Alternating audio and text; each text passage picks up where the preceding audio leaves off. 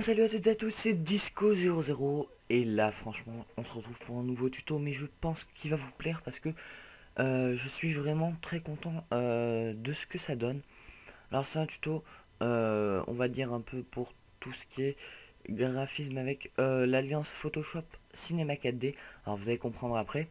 Donc comme vous pouvez le voir, donc ça c'est une petite image Cinema 4D que j'ai fait il y a pas longtemps. Attendez, oula il y a un bug, excusez-moi, voilà. Donc une image très très simple, hein. Un texte avec eh bien une couleur verte, avec un Fresnel, donc à peu près 50%. Juste derrière je recrée le même avec une autre couleur, donc pour que ça donne une image un peu plus jolie, et j'ai créé un fond. Donc ça tout le monde peut le faire avec Cinema 4D. Je vais vous passer l'image dans la description, donc au moins vous n'aurez pas besoin de la refaire. Et avec cette image ça va vous donner ceci. Voilà. Donc je suis vraiment très très content de ce que ça donne. Je vais vous expliquer comment j'ai réussi. Avant je n'avais, enfin disons, je cherchais comment faire et je trouve que ça rend super bien, donc voilà. C'est exactement la même image, sauf que eh bien j'ai changé pas mal de trucs dessus. Alors, donc déjà, moi je suis content surtout de cette image parce que je n'arrivais jamais à faire eh bien, des trucs assez jolis en mélangeant Cinema 4D et Photoshop. Je trouvais que mes trucs étaient vraiment horribles, ça rendait vraiment pas bien, et donc j'ai à peu près trouvé, donc je vais vous montrer. Alors, déjà dans Cinema 4D, je vais vous montrer un peu ce que j'ai fait. Alors, quelques plans, voilà, autour, mis à l'arrache, pour que ça donne comme un petit effet de Lightroom. C'est mal fait, j'avoue. Deux lumières, une placée en bas, une autre placée, elle est tout en haut, voilà, qui sont à peu près vers les 80%, 80-60% les deux lumières, et avec toujours une petite lumière avec alors il y en a une qui est penchée vers le vert pour que ça donne un effet un peu plus joli. Donc regardez, voilà, deux textures, deux textes, une caméra et les plans, voilà. Donc un truc vraiment fait à l'arrache. Voilà, je voulais vous montrer ça quand même. Hop. Donc maintenant on va passer au côté pratique. Donc c'est-à-dire déjà comment passer de ça à ça. Voilà. Euh, alors, déjà je vous apprendre à passer le texte sous cette forme. Alors c'est très simple. Alors avant tout on va enlever tout ce qu'il y a autour. Tout ce qui est autour du texte, ça va nous servir à rien. Euh, donc alors on prend la gomme. Voilà, moi je préfère mettre l'opacité pour l'instant. Pour faire les tours, je préfère la mettre à 100%, au moins il n'y a pas de problème. Hop. Alors, parfait, super.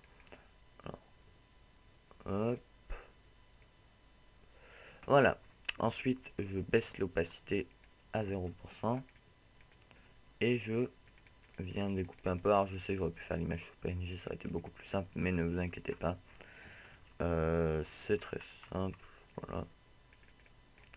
Donc je coupe un peu ce qu'il y a. Bon, sans trop découper le texte non plus, mais bon. Voilà.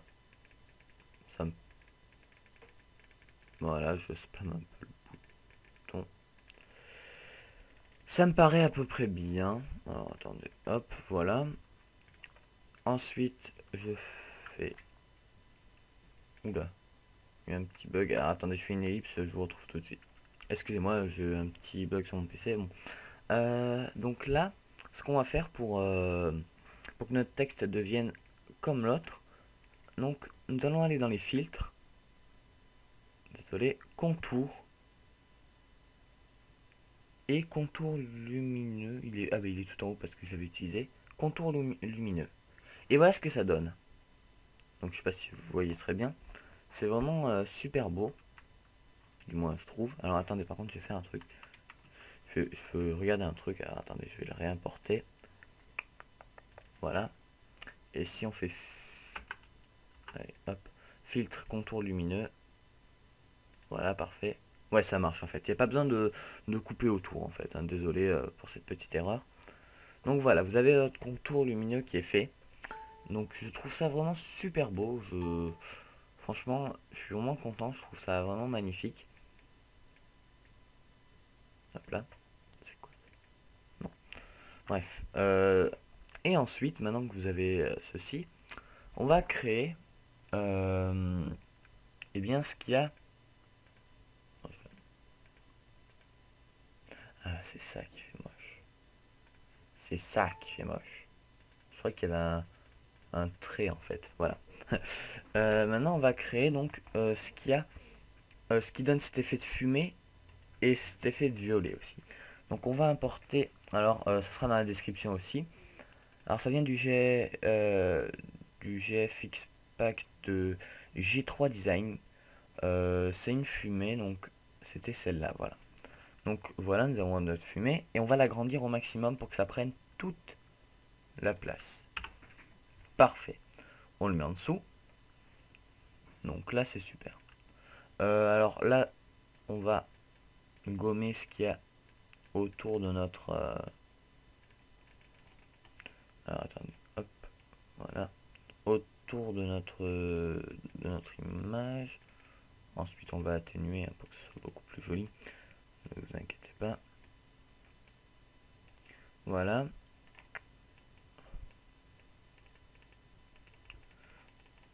Et hop.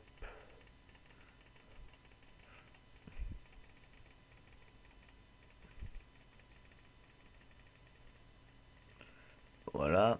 Voilà, ça me paraît bien. On va le placer à peu près ici. Et donc, pour que ça devienne violet, comme ici, on va utiliser les courbes. Alors, les courbes de couleur, qu'est-ce que c'est? Alors, je vais vous montrer où c'est que ça se trouve. Donc, vous allez dans histogramme. Alors, pour les personnes qui n'ont pas histogramme, c'est très simple. Vous devez être dans sans titre, je suppose, voilà. Et bien, vous allez dans photographie. Donc, vous cliquez sur la petite flèche, vous sélectionnez photographie. Donc, ça va vous changer votre mode de travail. Après, ce sera à vous de le rajouter dans le vote. Mais moi, j'aime bien le photographie. Je trouve que c'est bien, il y a tout ce que je veux. Vous allez dans histogramme, réglages. Ah non, c'est même pas dans histogramme, c'est dans les réglages, dans les masques. Réglages. Et donc, vous avez luminosité, niveau et courbe. Vous cliquez dessus. Et ensuite, vous allez, donc vous avez la courbe ici. À la place de RVB, vous allez sélectionner une couleur. Donc, on va sélectionner le vert. Et le vert, on va le déplacer plus vers ce ton à peu près, pour que ça donne un effet un peu, voilà, pas trop non plus. Là, ça me paraît bien. Bon, là, je le fais un peu à l'arrache, hein. Vous prenez votre temps pour faire ça. Et là, on remonte un peu. C'est beaucoup trop. Voilà. Bon, là, c'est beaucoup trop bleu. Voilà, etc. Ensuite, il vous suffit juste d'ajouter un flair. Hop, donc on va prendre, c'est pas celui-là, celui que j'avais pris. On l'importe, éclaircir, et voilà. Maintenant, il suffit juste bien de changer la couleur du flair, parce que bon, il est de la couleur violet, mais bon, je trouve que, vous voyez, il fait beaucoup trop blanc. Donc on va faire ça. Alors attendez, hop, avant on gomme ici, voilà. Donc toujours courbe. On ne peut pas. On ne peut pas. C'est quoi ce bazar? Ah oui, attendez.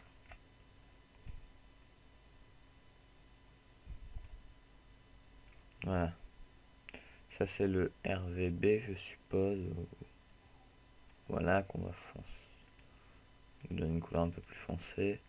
Moi, je sais pas pourquoi je peux plus le modifier, mais bon, en tout cas, comme vous pouvez le voir, ça ressemble fortement au premier. Voilà.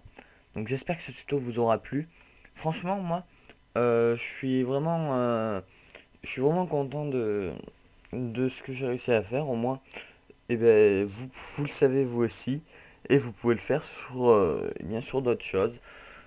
Euh, alors après, je sais pas si ça marche pour tous, si ça fait le même effet, mais en tout cas, moi je trouve ça très joli. J'essayerai sur d'autres, je vous ferai des speed art, des tutos, etc. Ne vous inquiétez pas pour ça. N'hésitez pas à mettre un petit j'aime à cette vidéo, commenter, vous abonner à ma chaîne aussi parce que ça me fait plaisir et vous pouvez suivre mes prochains tutos si ça vous plaît. Voilà, donc on approche bientôt des 50 abonnés, je suis content. Allez, bon, je vous dis à la prochaine. Salut tout le monde.